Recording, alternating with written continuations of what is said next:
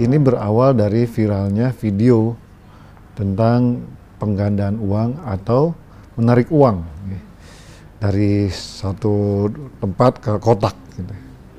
Itu viralnya tanggal 18 Maret 2021. Dan berdasarkan pengakuan dukun gondrong ini atau dukun H ya, inisial H, ini dia merekam aksinya itu diperkirakan tanggal 4 Maret 2021 yang merekam istrinya, dan dia merekam atau beratraksi penggandaan uang atau penarikan uang itu di hadapan pasiennya dan teman-temannya. Ini sekongkol nih teman-temannya ini. Ini sedang kita lakukan pendalaman keterlibatan teman-temannya terkait dengan aksi penipuannya. Jadi aksi ini dilakukan oleh dukun H ini atau dukun gondrong ini ditujukan agar pasien itu semakin tertarik berobat dengan dia. Pasien merasa bahwa dia berobat pada orang yang sakti atau orang pintar, gitu. Orang yang mengerti pengobatan, orang yang mengerti tentang spiritual dan magis. Dan dia juga selain beraksi penggandaan uang, dia juga menampilkan barang-barang yang unik yang mengarah kepada mistik ya. Ada jenglot ya, kemudian ada kuku harimau, kemudian ada keris-keris yang dia bilang nih sakti gitu ya, atau punya kekuatan magic gitu, magis gitu. Pedang dan lain-lain dia pajang di rumahnya itu. Bahkan ada barang-barang juga yang sebenarnya barang biasa tapi dia katakan dia memiliki kesaktian seperti kaca, korek api dan lain-lain, obat tetes mata dan lain-lain. Itu dibilang memiliki kesaktian. Ya, gimana sih waktu itu ngambil video yang banyak uang yang kemudian dibilang penggandaan uang? Itu ya. Jadi suatu ketika saya lagi iseng, saya ambil kotak itu sama uang monopoli, Bu. Ya cuma trik sulap, Ibu, nggak sungguhan. Begitu saya bisa itu aja, ya udah saya praktekin untuk diperlihatkan ke video itu. Ya, setelah saya tahu dicari polisi, saya suruh bakar keluarga saya, Bu. Kotaknya sama mainannya dibakar, dibakar. Yang bakar juga keluarga saya. Supaya apa dibakar? Saya juga nggak tahu, yang jelas saya perintahkan yang bakar saya, Bu. Ya dibakar, habis semua. Kotak-kotaknya juga, uang mainannya juga dibakar. Pak Herman yang memerintahkan dibakar ya? Iya, ke keluarga. Biar apa? Ya biar hilang. Asal-usul dipanggil Ustadz Gondrong itu seperti apa sih? Saya juga nggak tahu, yang jelas tamu manggil saya Ustadz, Ibu. Saya nggak bilang diri saya Ustadz, Ibu. Gitu? Iya. Orang itu bilang saya Ustadz, dari mana, tolong saya, gitu aja. Saya nggak bilang kamu harus saya paksa atau bagaimana kamu manggil saya Ustadz, nggak ada, Ibu. Demi Allah nggak ada itu. Tapi kamu nggak pernah menjelaskan saya ini bukan Ustadz. Udah, Ibu. Gitu. Tapi mereka bingung, nggak percaya, Ibu. Ya, yang datang kan terlalu banyak, Ibu. Ya, orang itu selalu rahim ke rumah saya. Ya, saya udah bilang ke dia, jangan panggil saya, tetap aja.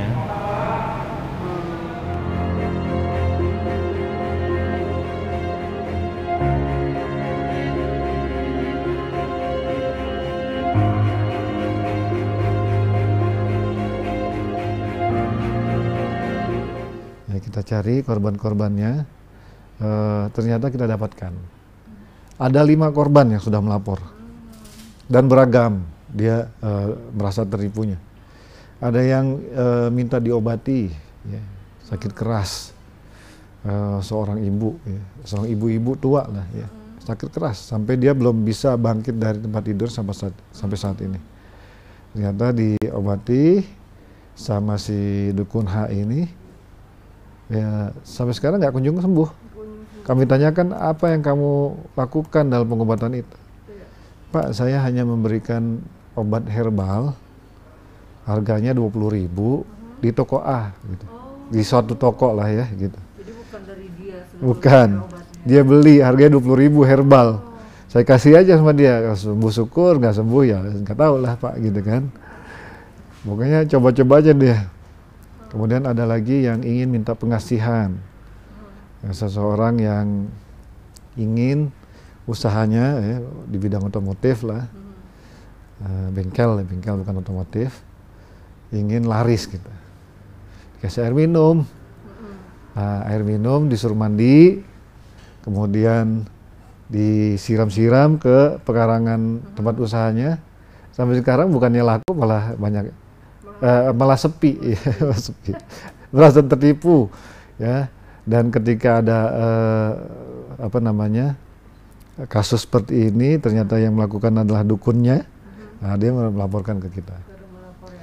Ada lagi yang usaha rumah makan, ya, rumah makan, ya sama, dikasih air putih, disuruh mandi, terus ciprat-cipratin lagi di tempat usahanya, gitu. Kemudian ada yang ingin kebal, yang ingin kebal mahal nih bayarannya, nggak tahu dia kebal untuk apa itu ya. Untuk kebal, dikasih air putih juga, diminum, suruh diminum. Terus sampai sekarang ya apa yang diobati, apa yang dikasih jadikan obat itu nggak ada punya manfaat apapun.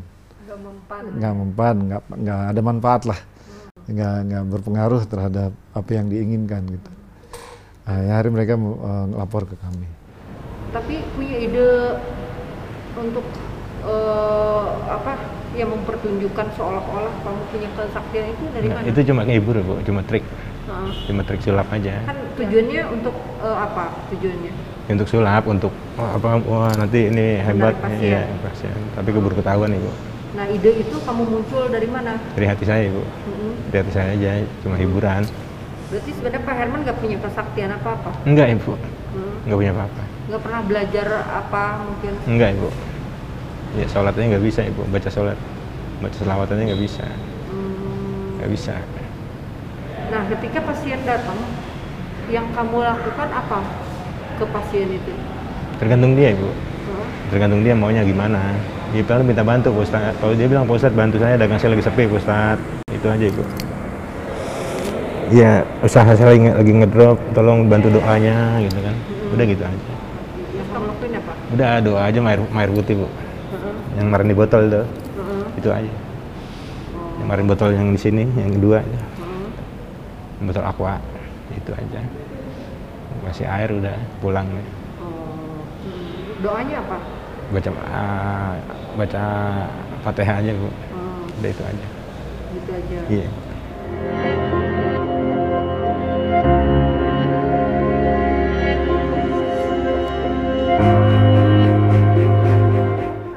Yang satu Herman, satu lagi Hermanto. Oh, Herman dan Hermanto. Ini masih dalam penyelidikan. Siapa nama dia sebenarnya, terus kenapa dia membuat KTP sampai 2 dan namanya berbeda, ini masih dalam penyelidikan. Kalau yang jelas ya, kalau ada unsur kesengajaan di dalamnya dia membuat nama yang berbeda, maka bisa kita katakan bahwa ada unsur pemalsuan ya data di dokumen yang otentik gitu. Itu kemarin ada 2 KTP. Ya. Itu TP yang mati itu yang pertama itu. TP kedua itu yang asli daerah saya tinggal Ujung Harapan di Mertua Ibu. Oh, yang pertama yang mana? Yang pertama di Ibu. Iya, yang namanya apa? Namanya ini Bu, Irwan. Hah? Hermawan. Hermawan. Iya. Hermawan. Iya. Terus yang KTP kedua? Yang aslinya Ibu. Yang aslinya apa? Herman Ibu. Herman. Iya Ibu. Bukannya Hermanto ya? Hah? Hermanto? Hermanto enggak Ibu.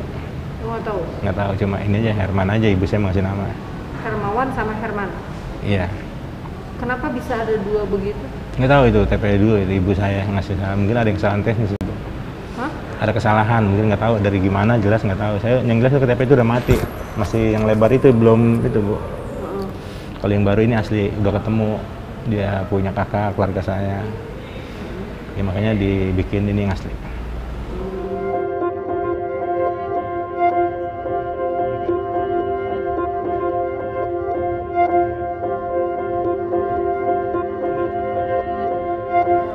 Bagaimana sih awalnya si anak ini bisa kok mau kawin dengan si gondrong ini gitu? Maaf ya, jadi memang kalau tidak salah neneknya atau ibunya ya, saya lupa ya. Itu keluarga ya, maaf. Saya sebut keluarganya dari istrinya ini pernah berobat ke dukun H nih. Ya. Ternyata sembuh. Gitu.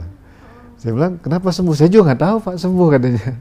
Pokoknya saya kasih obatnya juga herbal yang saya beli dari tempat lain, terus sembuh gitu. Terus kamu kasih mantra apa? Jampi-jampi apa? Enggak Pak, saya kasih mantra ya Al-Fatihah saja. Al-Fatihah, kemudian surat yang saya hafal itu surat Al-Lahab. Tabat yada abil lahabi watab ma'agna anhu maluhu wa makasab, dia bilang gitu. Gitu. Itu aja yang saya hafal. Yang saya baca juga itu juga ke ini, dengan harapan sembuh lah gitu. Tapi intinya saya juga nggak yakin itu sembuh. Tapi ya sembuh. Setelah sembuh, ya dia minta melamar anaknya. Kemudian saya dianggap sakti gitu ya, dianggap memiliki kemampuan khusus gitu. Kemudian dia juga menjanjikan ya, dukun H ini menjanjikan juga untuk memberikan tanah dan lain-lain lah kepada mertuanya.